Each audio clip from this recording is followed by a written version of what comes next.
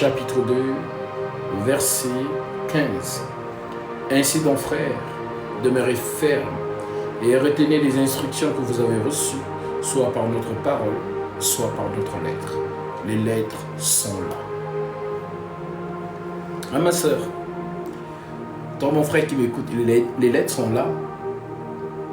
Les lettres sont là. Et les lettres qui sont là, c'est sur ces lettres que ta foi est fondée. Est-ce que tu as compris? Le fondement a été posé. Et l'apôtre Paul dira, notamment dans 1 Corinthiens chapitre 3, que nous pouvons lire d'ailleurs.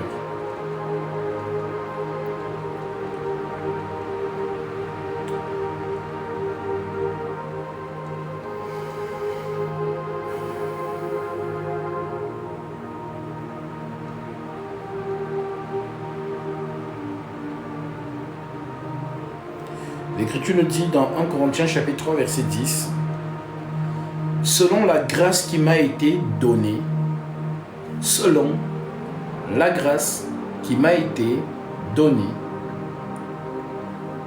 selon la grâce de Dieu qui m'a été donnée, j'ai posé le fondement comme un sage architecte. » Et nous savons que le sage architecte n'est rien d'autre que Dieu lui-même. Dans les obédiences maçonniques, c'est le nom qu'on le confère là-bas, le grand architecte. Voilà comment on l'appelle dans les loges, le grand architecte. Maintenant, l'apôtre Paul nous dit ici dans 1 Corinthiens 3,10, selon la grâce de Dieu qui m'a été donnée, j'ai posé le fondement comme un sage architecte. Et un autre bâtit dessus. Mais que chacun prenne garde à la manière dont il bâtit dessus. Je répète, c'est très fort. 1 Corinthiens 3,10. Selon la grâce de Dieu qui m'a été donnée, j'ai posé le fondement comme un sage architecte. Et un autre bâtit dessus. Mais que chacun prenne garde à la manière dont il bâtit. Bible Martin.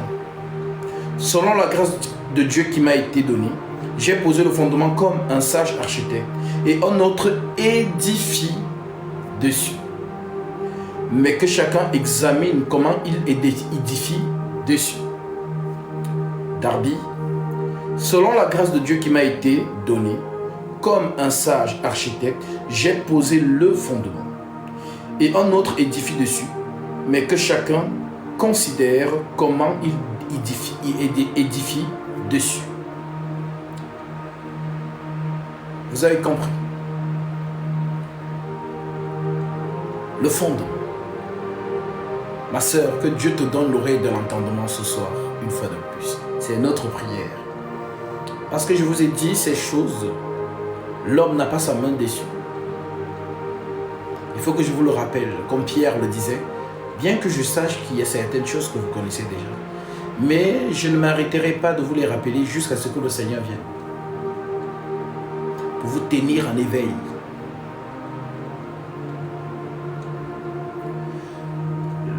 La compréhension de la parole n'est pas donnée à tous.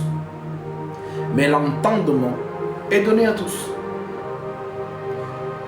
La bonne terre est celle qui entend la parole et qui la comprend.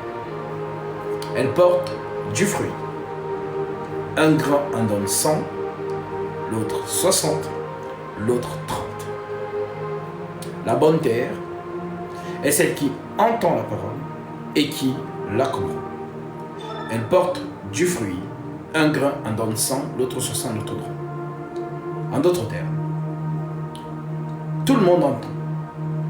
Mais est-ce que tout le monde comprend? Non. Pourquoi? Parce que la compréhension n'est pas de notre domaine. La compréhension, c'est le Tout-Puissant qui te la donne. Alors, donnons une écriture qui appuie ce que je dis.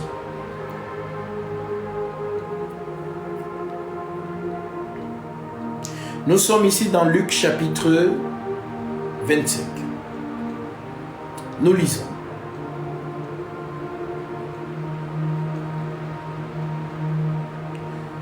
Luc 25.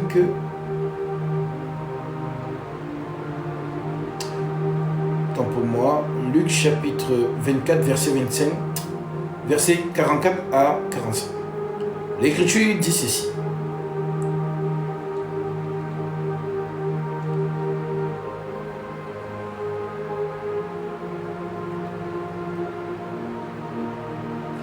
Puis il leur dit, c'est là ce que je vous disais, lorsque j'étais encore avec vous, qu'il fallait que s'accomplisse tout ce qui est écrit de moi dans la loi de Moïse, dans les psaumes, dans les prophètes et dans les psaumes. La loi de Moïse, la Torah, les prophètes, Ézéchiel, Amos, Jérémie, tous les prophètes depuis Adam. Et enfin, les psaumes, n'ont parlé que de moi. Ma sœur, écoute-moi bien aujourd'hui. Mon frère, écoute-moi bien aujourd'hui. Notre Seigneur Jésus-Christ, oui, le Seigneur Jésus-Christ que vous aimez tant. Le Seigneur Jésus-Christ que beaucoup de milliards de gens ont à la bouche. Seigneur, Seigneur, Seigneur. Tout le monde parle du Seigneur.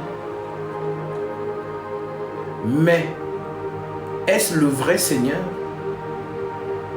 Car l'Écriture le dit, il y a plusieurs seigneurs et plusieurs dieux. C'est l'apôtre Paul qui nous le dit. Comme il y a réellement plusieurs seigneurs et plusieurs dieux, mais néanmoins pour nous, et lui-même le dit, ce n'est pas tous ceux qui me disent Seigneur, Seigneur, qui entreront tous dans le royaume des cieux, mais celui-là seul qui fait la volonté de mon Père qui est dans les cieux. Et je vous ai enseigné que la volonté du Père qui est dans les cieux, on la retrouve dans Jean 17, versets 5 à 6. Je leur ai donné ta parole et ils ont gardé ta parole. Donc faire la volonté du Père, c'est de garder fidèlement la parole que tu as reçue. Alors, le Tout-Puissant, le Seigneur Jésus-Christ, nous déclare ceci. C'est une déclaration. Luc 24, 44 à 45. Écoutez très bien. C'est ce que je vous disais. Lorsque j'étais encore avec vous, qu'il fallait que s'accomplisse tout ce qui est écrit de moi dans la loi de Moïse, dans les prophètes et dans les psaumes. Alors, ma sœur, il est en train de dire que tout ce que dit la loi ne parle que de lui. Tout ce que disent les prophètes ne parle que de lui. Et tout ce que les psaumes ont déclaré ne parle que de lui. Donc, dans tout l'Ancien Testament, on n'a parlé que d'une seule personne. Verset 47. Alors il a ouvert l'esprit afin qu'ils comprissent les Écritures. Alors il leur ouvrit l'esprit afin qu'ils comprissent les Écritures. Voilà pourquoi je vous ai dit, tout le monde peut entendre. Oui. Mais est-ce que tout le monde comprend? Non. Pourquoi? Parce que la compréhension n'est pas de notre domaine.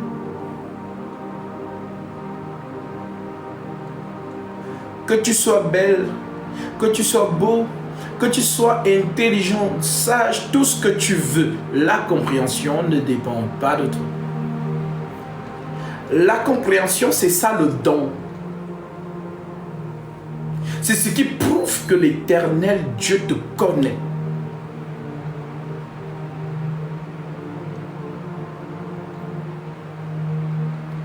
Alors je me pose la question ce soir. Est-ce que Dieu te connaît?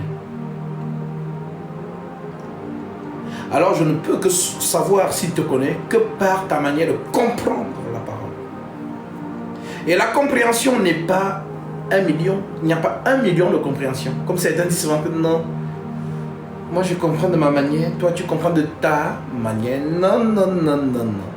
Si vraiment c'est le même esprit du Père que nous avons, c'est la même compréhension. Un seul langage, un seul Seigneur, un seul baptême, un seul Dieu et Père de tous. Le Saint-Esprit ne se contredit pas. C'est d'ailleurs comment on se reconnaît. Comment on reconnaît un Marseillais? À son accent. Comment on reconnaît un Canadien? À son accent. Comment on reconnaît un Ivoirien? À son accent.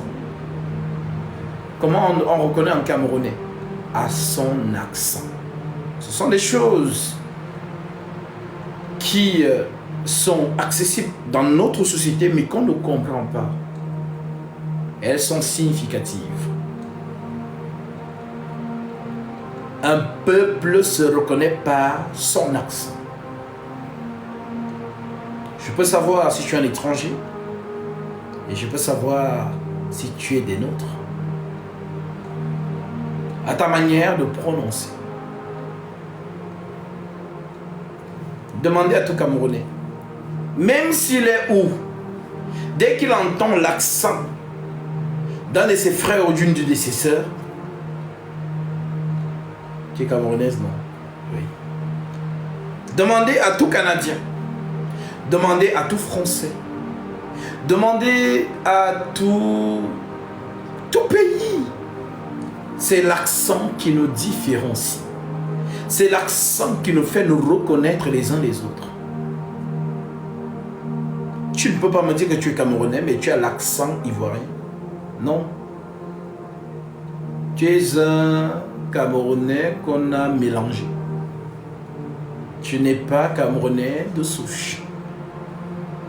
Peut-être ton père est Camerounais,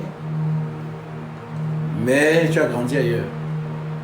Mais ceux qui sont dans la racine du pays ont l'accent du pays. Alors, si notre société nous permet de comprendre cela, il en est ainsi dans le royaume. Le royaume des cieux, c'est un royaume. Et tous ceux qui viennent de ce royaume se reconnaissent par l'accent.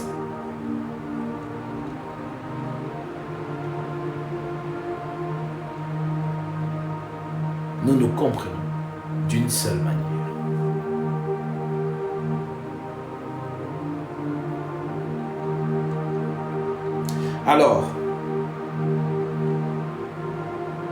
Alors il a ouvert l'esprit afin qu'ils comprissent les Écritures. Il leur ouvrit l'esprit. Donc, la compréhension est donnée par qui? Par lui. S'il n'ouvre pas ton esprit, tu ne peux pas comprendre. Et si tu ne comprends pas, il ne te connaît pas. Mais Gatsby, pourquoi tu dis ça? Allons lire la prophétie. Daniel, chapitre 12. Daniel 12, nous sommes au verset 9 à 10. Il nous dit: j'entendis, mais je ne compris pas, nous dit Daniel. Je reprends à partir du verset. Prenons à partir du verset 1. C'est un chapitre très important. Je vous en supplie, mes frères. Voilà pourquoi, à chaque fois que je monte en live, ma prière est celle-ci: Seigneur, toi qui connais tes enfants, attire-les dans ce live et donne-leur l'oreille de l'entendre. Voilà ma prière. Parce que vous pouvez venir nombreux. Mais est-ce que tout le monde comprend? Non. Tout le monde ne comprend pas. Mais ceux qui comprennent, ce sont ceux-là que Jésus connaît. Alors, il nous dit dans Daniel 12, verset 1. En ce temps-là, se levera Michael, le grand chef, le défenseur des enfants de ton peuple. Et ce serait une époque de détresse, telle qu'il n'y en a point eu de semblable depuis que les nations existent jusqu'à cette époque.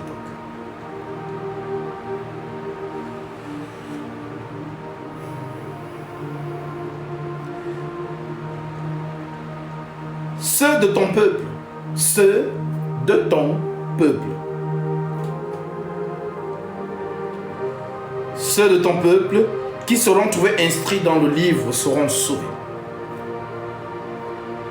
Plusieurs de ceux qui dorment dans la poussière de la terre se réveilleront.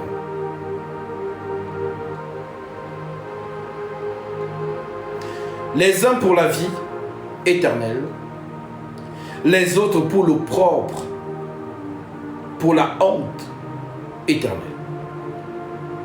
Ceux qui auront été intelligents brilleront comme la splendeur du ciel. Et ceux qui auront enseigné la justice à la multitude brilleront comme les étoiles, à toujours et à perpétuité. Alors il nous dit, verset 4, toi Daniel, tiens secrète ces paroles et scelle le livre jusqu'au temps de la fin. Plusieurs alors le liront et la connaissance augmentera. Et moi, Daniel, je regardais, et voici deux autres hommes se tenaient debout, l'un en deçà du bord du fleuve, et l'autre au-delà du bord du fleuve. L'un d'eux dit à l'homme vêtu de lin, qui se tenait au-dessus des eaux du fleuve, quand sera la fin de ces prodiges? Et j'entendis l'homme vêtu de lin qui se tenait au-dessus des eaux du fleuve. Il leva vers les cieux sa main droite et sa main gauche. Et il jura par celui qui vit éternellement que ce sera dans un temps des temps la moitié d'un temps. Et que toutes ces choses finiront quand la force du peuple saint sera entièrement brisée. J'entendis, mais je ne compris pas. Daniel dit, j'ai entendu, mais je n'ai pas compris. Et je dis, mon Seigneur, quelle sera l'issue de ces choses? Écoutez le verset 9. Il répondit, va Daniel, car ces paroles seront tenues secrètes et scellées jusqu'au temps de la fin. Verset 10. Plusieurs seront purifiés, blanchis et épurés.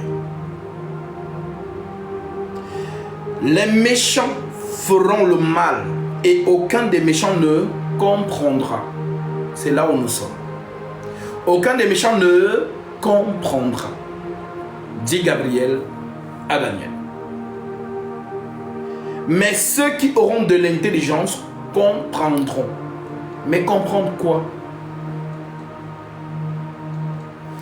Maintenant, les méchants ne comprennent pas. Voilà ce que la prophétie dit. Aucun des méchants ne comprendra. Mais comprendre quoi? Comprendre les paroles scellées.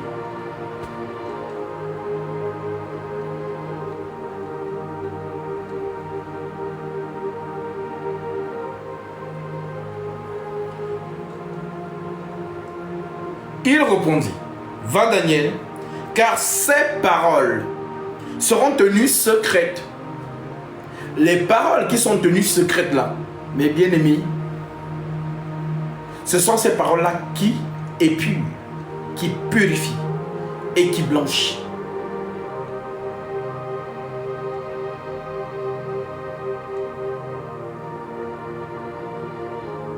S'il vous plaît, restez concentrés, ne vous éparpillez, ne regardez pas ce qui se passe dans les commentaires. Je vous ai dit, lorsque vous venez ici, venez dans un état d'esprit, d'un cœur disponible. Notez les choses que vous ne pigez pas. Et vous pourrez dire les questions et on vous éclairera par la grâce de Dieu. Mais ne vous laissez pas distrait dans les commentaires. Je ne réponds à aucune question maintenant. C'est juste après. Verset 9. Il répondit, va Daniel, car ces paroles seront tenues secrètes. Et scellées jusqu'au temps de la fin. Paroles tenues secrètes, scellées jusqu'au temps de la fin. Mais quand on parle de paroles secrètes, ça veut dire que tout le monde n'a pas accès. Quand on parle de sceller, ça veut dire que c'est fermé.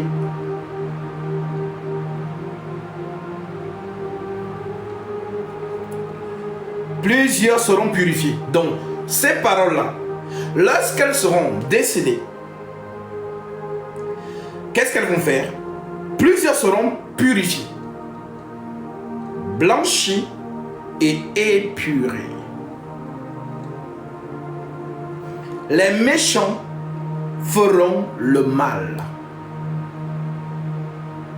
Et aucun des méchants ne comprendra. Donc le méchant ne comprendra pas. Maintenant, c'est qui le méchant? Est-ce celui qui vole? Est-ce celui qui insulte? Ou est-ce celui qui se comporte mal dans la société? Non. Ça, c'est le méchant selon la société. Mais le méchant selon Dieu, c'est qui? C'est quoi? Car il nous dit dans Proverbe 16:4, l'Éternel a tout fait avec un but, même le méchant pour le jour du malheur. Alors lorsqu'on nous parle du méchant, nous comprenons que Satan, c'est lui le méchant. Maintenant, Satan a des fils aussi, qu'on appelle les fils de la perdition. Donc les méchants sont ceux qui ne peuvent pas comprendre. Parce que s'ils comprennent, ils sont sauvés. Nous sommes dans sur terre. Nous avons une tête, nous avons des pieds, nous ressemblons tous. Mais où sont les méchants? Et où sont les élus? Tu ne peux pas savoir. C'est la capacité à comprendre les paroles scellées qui montrent que tu es connu de Dieu et que l'autre n'est pas. Voilà pourquoi lorsque les paroles secrètes sortent,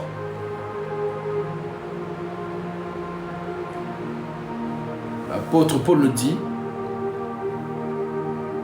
les choses de Dieu sont des choses que l'œil n'a point vues, que l'oreille n'a point entendues, et qui ne sont pas montées dans le cœur de l'homme. En d'autres termes, la pensée humaine. Des choses que Dieu a préparées pour notre gloire. Car Dieu nous les a révélées par l'Esprit. Et l'Esprit sont de tout, même les profondeurs de Dieu. Alors oui, le méchant, c'est celui qui n'a pas la compréhension des Écritures. Et l'élu, c'est celui qui comprend l'Écriture. Voilà pourquoi, quand il vous dit donc, dans Matthieu chapitre 13 au verset 23, la bonne terre est celle qui entend la parole et qui la comprend. Donc il n'y a que les élus qui comprennent. Mais s'ils ont compris, ça fait quoi? Ça purifie, ça épure, ça blanchit. En d'autres termes, ils ont le Saint-Esprit. Nous sommes en 2023. Et il y a des gens qui sont dans la Trinité. Ça veut dire qu'ils n'ont pas compris. Et toutes ces personnes, ce sont les fils de la perdition. Pourquoi? Parce qu'ils n'ont pas la révélation. Est-ce que c'est de leur faute? Non. Car il dit, je fais miséricorde à qui je fais miséricorde. Et j'endurcis qui j'endurcis. Est-ce que vous comprenez? Pour toi, ça sera facile de comprendre, c'est fluide. Mais pour l'autre, non. Le Père n'est pas le Fils. Le Fils n'est pas le Saint-Esprit.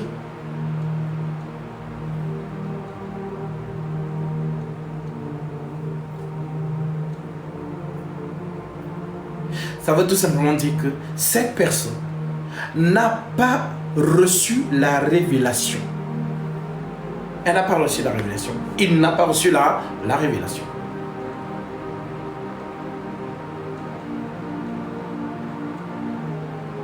On se moque des musulmans. Ah, ils n'ont pas compris. Mais ils sont extérieurs. Mais ceux qui se disent intérieurs, même eux, ils n'ont pas encore compris.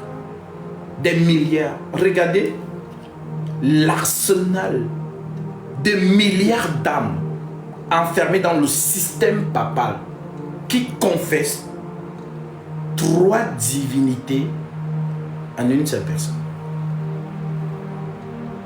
Je ne sais pas si vous vous en rendez compte. Vous avez donc le système luthérien qui sort du système papal. Parce que le système luthérien ne vient pas d'ailleurs. Ça sort du système papal. Et ce système calque encore. Notamment Marcello Tonassi, Ivan Cassano, Joss Meyer, toute cette vague de ce que vous appelez habituellement église réveillée ou charismatique sont tous dans cette pensée-là. Le Père n'est pas le Fils. Le Fils n'est pas le Saint-Esprit. C'est 3 entités différentes, mais qui forment un. Chimie. Moi, j'ai fait la chimie quand j'étais encore dans les bancs. C'est quel cocktail ça? Et ensuite, ils te prennent des choses. Hein. La glace. Regarde l'eau. L'eau, elle devient solide, la glace. Elle devient liquide. Elle devient vapeur. Non, toi aussi ton cerveau fait non, tu n'as rien compris. Et tant que tu n'as pas cette révélation, le Seigneur ne t'a pas encore ouvert l'esprit. Voilà pourquoi nous prenons le temps d'expliquer ces choses. Maintenant, vous savez, c'est quoi on appelle le méchant. Et vous savez, c'est qu'on appelle l'intelligent. Je répète. Daniel, chapitre 12, verset 9. Ensuite, nous revenons sur 1 Corinthiens 3, parce que nous sommes dans 1 Corinthiens 3.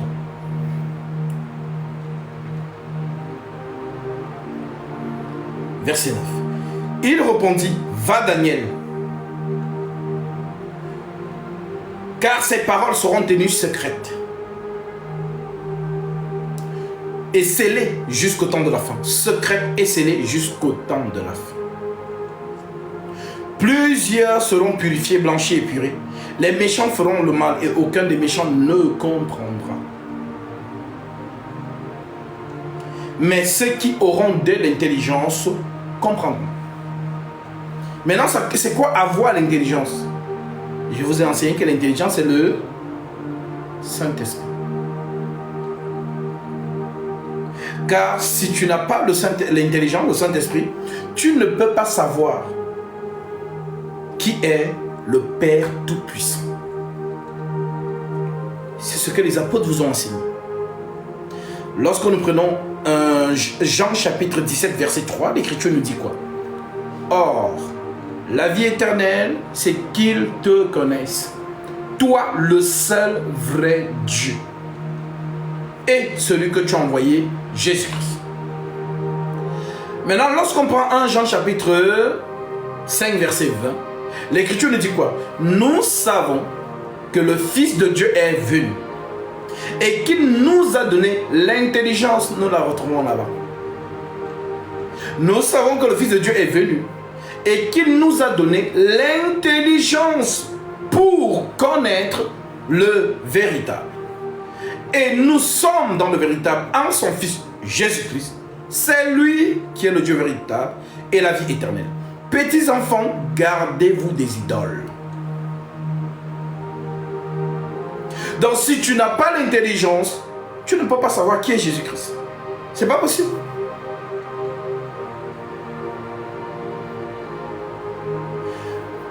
Lorsque j'ai enseigné, ça personne ne vous l'a dit, hein. Dans le monde, ça n'existe pas. Que Jésus, c'est lui Gabriel. Comment ça? Ils ne font pas exprès. Ils ne peuvent pas accéder là-bas. Parce que n'accède pas là-bas qui veut, mais accède là-bas qui l'Esprit Saint lui donne la compréhension. Lorsque j'ai enseigné, Jésus c'est lui-même Michael. Comment ça? Oui. Les gens disent Jésus, Jésus, mais ils ne le connaissent pas. Ils ne le connaissent pas. Ils le connaissent pas. Alors, lorsque nous venons donc, car la prophétie dit, dans les temps de la fin, toi Daniel, tiens secrète ces paroles et scelle le livre jusqu'au temps de la fin. Plusieurs alors le liront et la connaissance augmentera. Plusieurs le liront et la connaissance augmentera. Au temps de la fin. Alors tu me poseras la question, mais Gatsby, en fait le temps de la fin commence quand? Où est-ce que la prophétie que Gabriel donne à Daniel s'accomplit? À quel moment? Qu'est-ce qui marque le temps de la fin? Ce qui marque le temps de la fin, c'est la descente du Saint-Esprit. Acte chapitre 2. Voilà là où le temps de la fin. Et c'est quand l'Esprit Saint descend que la connaissance augmente. À travers les apôtres. Parce que l'Écriture disait, plusieurs le liront. Lire, c'est quoi? C'est enseigner. Mais qui lit? C'est le Saint-Esprit. Conformément à qui? Apocalypse chapitre 1, verset 3. Lisons.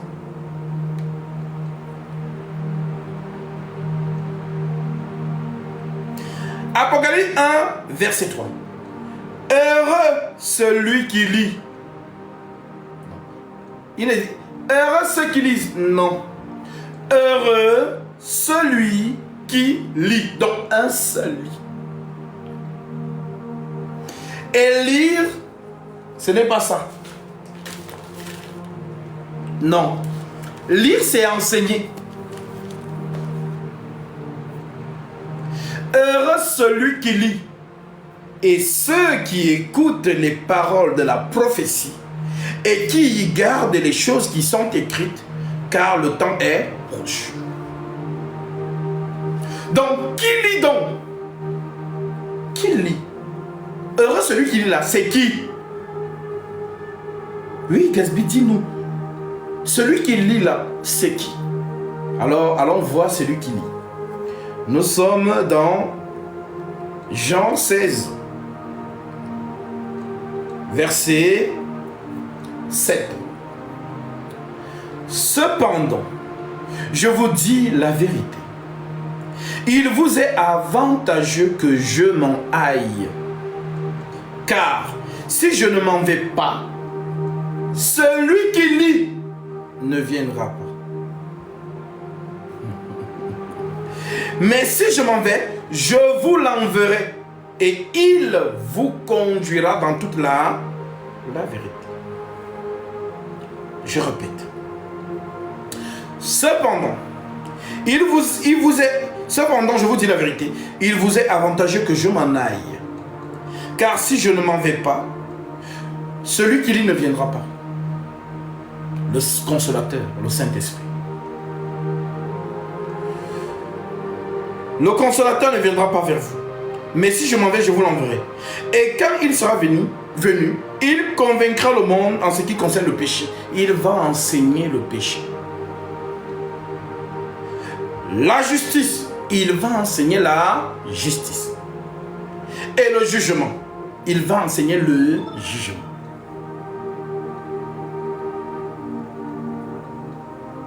En ce qui concerne le péché, parce qu'il ne croit pas en moi. Donc ne pas croire en Jésus c'est être dans le péché.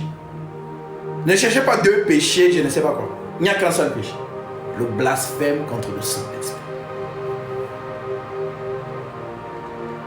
C'est quand tu fais à la maison là. Tu glandes ton mari. Tu as volé. Non, on n'appelle pas ça le péché, on appelle ça le fruit du péché. Il y a le péché, il y a le fruit du péché. Tel un manguier qui a des mangues. Il y a le manguier et le mangue. Maintenant, qu'est-ce qui fait en sorte que les mangues sortent d'un manguier? C'est l'eau. Les racines se nourrissent d'eau, alimentent le manguier et la sève fait sortir les mangues. Maintenant, si les racines sont déracinées, le manguier est déraciné. Les mangues qui sont sur les branches, qu'est-ce qui va se passer?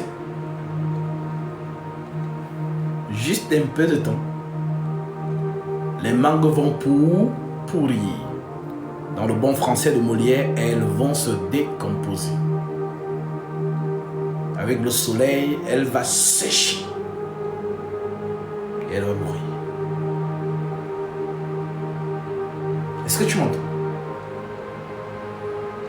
Donc, ce qui est en toi là, les faiblesses que tu as là, on appelle ça les fruits du péché. Et moi j'appelle ça les faiblesses. Parce que le péché, c'est le manguier là qu'il faut déraciner. Et qui a déraciné le manguier? Jésus-Christ. Il n'a pas coupé le manguier, il l'a déraciné.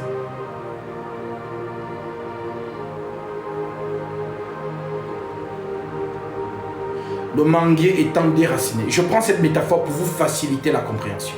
Le manguier étant déraciné, le tronc est par terre. Alors oui, coupe un manguier et il tombe. C'est-à-dire déracine un manguier, il tombe. Ben, bien sûr que tu vas voir les fruits sur les branches. Mais laisse quelques jours passer.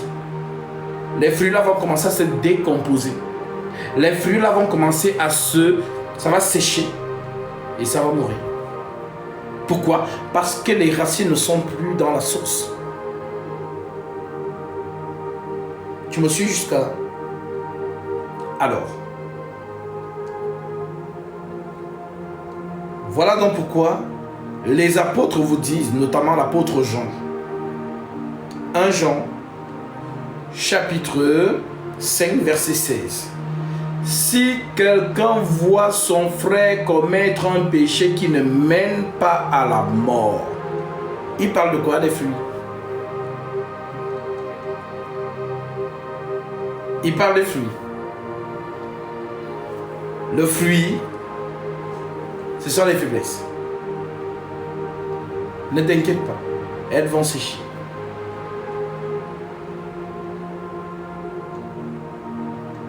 Le manguier est par terre.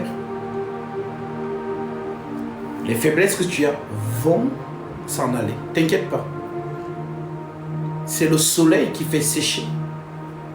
Le vent qui fait sécher. Alors le soleil c'est quoi? C'est la parole. Le vent c'est quoi? C'est la parole. Mais Gatsby, comment ça? Demande à Nicodème. Jésus lui a dit, tu entends le bruit du vent, mais tu ne sais pas où il vient et où il va. Il en est ainsi de tout homme qui est né de l'esprit. Donc, la prédication de la lumière, le soleil, fait sécher les fruits. Vivez par l'esprit et vous ferez mourir les œuvres de la chair ou encore les désirs. Donc oui, ma soeur, les faiblesses que tu as ne te conduisent pas en enfer. C'est un mensonge.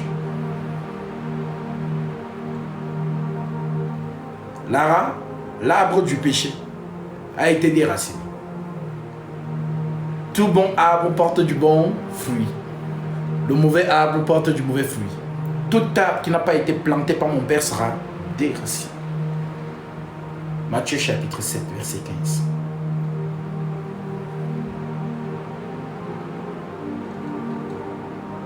Alors sois libre au nom de Jésus-Christ. Et écoute la lumière, la prédication. C'est ça qui te permet d'abandonner les faiblesses. Invoque ton Père. Père, regarde ça. Je me mets encore facilement en colère. Tu m'as dit que je ne peux rien faire sans toi. Aide-moi. C'est tout. Ne cours pas de vivre dans ce que ta chair te demande, parce que le Seigneur t'a déjà dit que les désirs de la chair sont contraires à ceux de l'esprit. Donc, tout ce que ta chair va te proposer, ça sera toujours de contredire l'écriture, l'esprit. Parce que quand on dit vivez par l'esprit et vous ferez mourir les désirs de la chair, les gens pensent que non, c'est un esprit qui va venir. Oh, c'est moi l'esprit. Vraiment, non. L'esprit, c'est l'écriture. Jésus le dit, ces paroles que je vous dis sont esprit et vie. Donc l'écriture, c'est l'esprit. Vis par l'écriture et tu feras mourir les désirs de la chair. Donc, une fois que tu as enregistré dans ton subconscient que mon ennemi, ce sont les gens de ma propre maison. C'est ce qu'il t'a dit. L'homme aura pour ennemi les gens de sa propre maison. Toi, tu as cru qu'on parlait de ta maison avec le toit, la maison de ton père, de ta mère. Non, Jésus parle en parabole. L'homme aura pour ennemi les gens de sa propre maison. C'est ton corps. Tes yeux. Quand tu vois une belle go passer là, les yeux disent que ah, Gatsby, tu as vu la go là? Non, Gatsby. Non, si toi tu ne veux pas, fais au moins que mes yeux se rincent. Moi je veux regarder juste un peu. Même si tu ne... Non, regarde juste. Voilà donc Gatsby qui dit ah, vraiment non. L'esprit dit que non. Tout homme qui regarde une femme et la convoite dans son cœur a déjà commis adultère avec elle. Dit que ah, vraiment. Je n'ai pas dit toi. Toi, retourne-toi seulement. Moi, je veux juste regarder l'ennemi de ta maison, tes yeux. Voilà pourquoi Jésus dit si ton œil est pour toi une occasion de chute, coupe-le et jette-le au feu. Non, non, non. Ne va pas enlever ton œil parce que ce sont les paraboles. Faites attention avec les paraboles de Jésus. Jésus est simplement en train de te faire comprendre que les yeux là, la convoitise de la chair. Donc tu as l'ennemi, ton ennemi, c'est ton corps. Et toutes ses pulsions. Donc ne cherche pas l'ennemi à l'extérieur. Tu habites avec lui.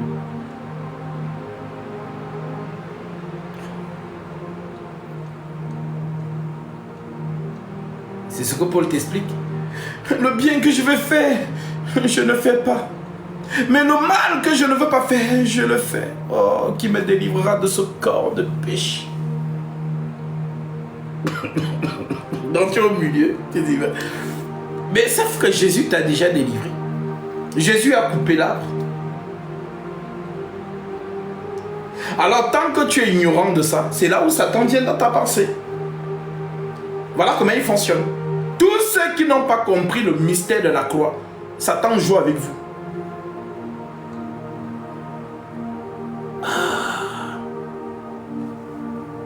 Vanessa.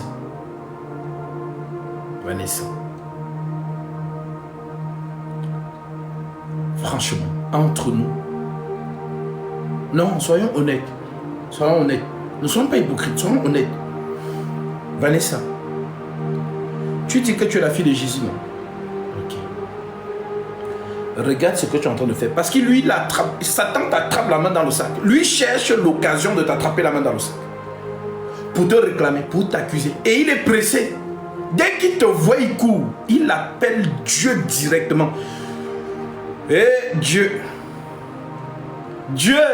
Non, moi je sais que tu es un Dieu juste. Moi, je sais que tu es un Dieu qui respecte sa parole. Non. Pour ça là, tu es Dieu. Maintenant Dieu, tu avais dit, il cite l'article, parce qu'un procureur ne se présente pas devant monsieur le juge avec ses paroles à lui. Non. Le procureur vient et te dit, juge, article tant, tiret tant. C'est écrit, ici cette écriture. Tu n'avais pas compris ça? Bon, je te le dis aujourd'hui. On ne se présente pas devant le juge avec ses propres mots. Voilà pourquoi Satan connaît les écritures. Ce sont les articles. Ce sont les articles. Article tant. 1 Jean chapitre 3-9. Dieu, tu avais dit que ce sont les fils du diable qui pêchent. Toi-même, regarde Vanessa. Ça dit, vraiment, on est là en direct, regarde. Avec un homme marié. Regarde, ils sont deux sur elle. Ils t'accusent. Il t'accuse. Dit que non, Dieu, regarde, voilà. Elle dit que c'est ta fille, hein, regarde. Voilà. Moi, je suis en train de te faire le boulot parce qu'il y a beaucoup des hypocrites. Donc, regarde. Voilà, ils sont hypocrites. Donc, quand même, regarde. Elle est couchée là. Deux sont sur elle. Regarde. Voilà donc Vanessa qui est triste. On l'a attrapée.